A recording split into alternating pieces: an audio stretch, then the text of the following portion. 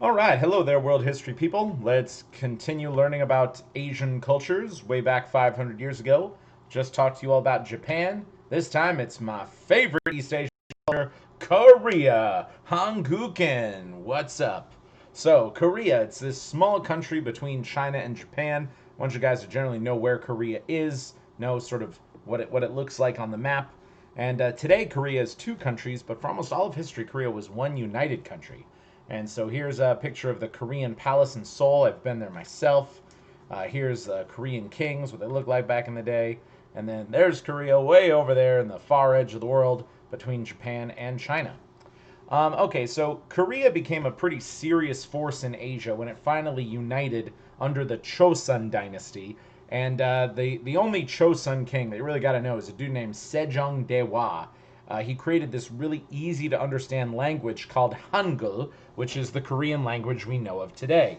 And what's super cool is for most of history, Koreans spoke kind of this language that was really closely related to Chinese. But when Sejong became king, he said, I'm going to create my own writing system that is sort of similar to a European writing system and not really similar to other Asian writing systems. So Korean is one of the few Asian languages that actually has letters and grammar structure and all this normal stuff. And actually, the Korean language is pretty easy to teach. I could probably teach a kid how to read it in 3 hours or less.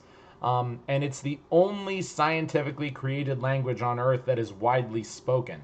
So it's pretty impressive that one dude invented a language, and now it's up there with the most popular languages ever on the planet. Um, and something you got to know about Korean culture. Korea has always been a place where there's a lot of learning and a lot of farming. Koreans aren't really known for their skills in war or military, and that really is going to cause some problems as their history progresses. Okay, so let's check out some of these pictures here. So this is a Korean period piece, and this is what Korea was sort of like for the vast majority of their history. I love those interesting top hat things those guys have. So here's some people planting tea leaves. Here's the famous tea terraces near Gwangju, Korea.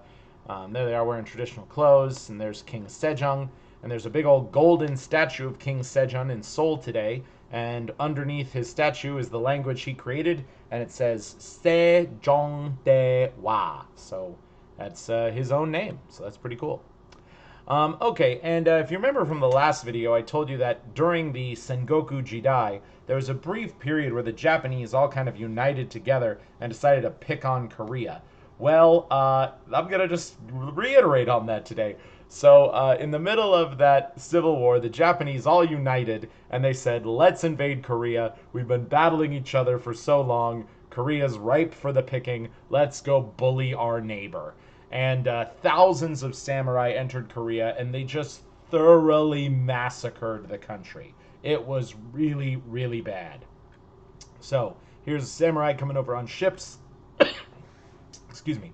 Here they are bullying a Korean dude, coming samurai, going into Korea, invading Korea, breaking in the gates, doing a bunch of rude stuff. Okay, so for the next 30 years, Korea just got brutalized by Japan. Korea lost 66% of its population. The Japanese just murdered whole villages of people. They stole all their food, so the Koreans starved during the winter. It was terrible. Thousands of cultural treasures still to this day exist in some Japanese museums, and Korean people, they want them back. And when I lived in Korea, multiple times, Koreans made it so clear to me that Japan is their historical enemy and they hate Japan with a passion. Yeah, historically speaking, Korea and Japan, there's still some unsettled business. Just be aware of that. So here's the samurai brutalizing Korean folk. Here's a little reenactment of the Japanese slaughter of Koreans. So all the Korean people are very well aware of it. And here's Korea trying to defend their country. They're not doing a great job at this point. And here's a bunch of cultural treasures that Japan still has. Korea wants them back. Okay, so near the end of that 30-year period, the Korean military finally got their act together and they promoted this dude named Sunshin to command their fleet and to successfully fight off the Japanese. by all accounts, Yi Sunshin is just the coolest sailor who ever lived. Yi Sunshin, at multiple times, went into battle where he commanded like 7 ships. The Japanese had 200 ships, but through various skill and maneuvering and weather patterns and knowledge of the Korean coast where the rocks are and stuff like that, Yi Sun-shin won every battle except for his last one. In his last battle, he died in the middle of the battle, but still the guys won in the end. He's probably the best naval commander who ever lived. There's a lot of great resources about this guy. Look up some YouTube videos about him. But his big lead to fame was he created the first ironclad ship. Because during this time, ships were mostly made out of wood. But Yi Sun-shin said, I'm going to make a ship and I'm going to coat it with iron plating. Basically, he turned it into kind of a floating tank. And his ships were practically invulnerable.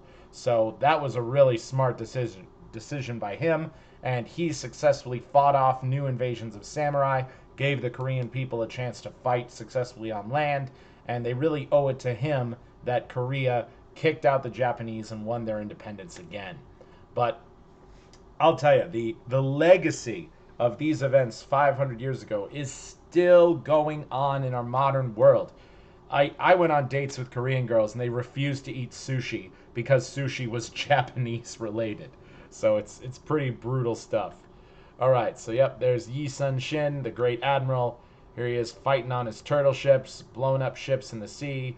Yeah, getting crazy. You know, these Korean guys saying we hate Japan, and there they are comparing the Japanese to the Nazis and burning their signs. Okay, so there's a lot of other really cool cultures in Asia that got kind of connected to the world at this time. I want to give a shout out to Tibet, Khmer, the Aborigines, Indonesia, Uyghurs. But a lot of those cultures, even if I was to deep dive into them, I would sort of say a lot of the stuff I already said in my Islam unit or my Buddhism unit. But know that Asia is a very diverse place, a lot of different cultures there. Okay, so history can also be taught sort of in this relationship, where I could say sort of the interactions between the European world and the Asian world. And right now, at this point in world history, Europeans and Asian countries are sort of like equally matched with each other. Like the Europeans are exploring the world, but when they find these countries in Asia, they're like, okay, like they kind of operate the same way we do. As history goes on, Europe will get way more powerful, and Asia will kind of stay constant in the position they're at here in the year 1500. What will occur in the future is Europe is going to come back to Asia, but they're going to come with some impressive military force, and they're going to do some messed up things to Asia. And I'll tell you guys about that probably in the January, February part of this class. All right, that's it for me. Peace out.